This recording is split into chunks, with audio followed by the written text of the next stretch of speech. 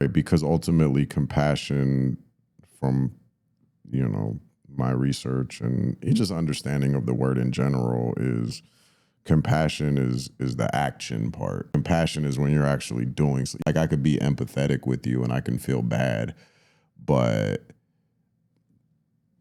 help and try to change the situation is where the compassion comes in.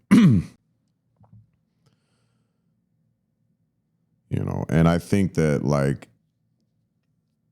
there is a danger of having too much empathy, especially I would argue in the way our media is nowadays and how much bad stuff we see all the time. I mean, we just named off like 5 tragic events that happened in the past week. And that's just in this country. Oh, yes.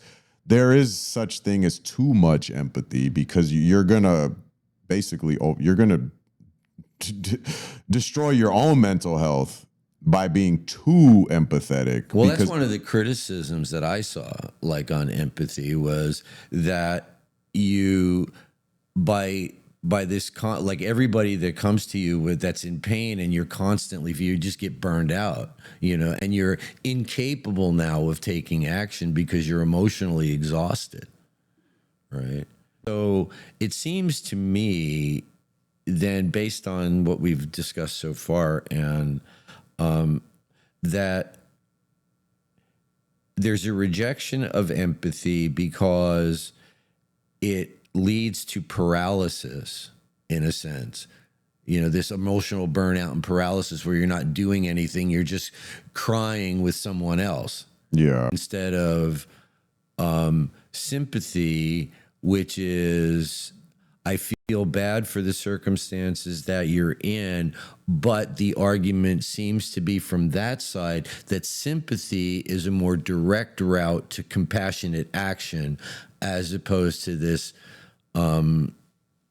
empathic response, which, can make an individual feel better in the moment because you're feeling with them, but it doesn't really translate into doing something about the conditions that brought about that particular person's suffering.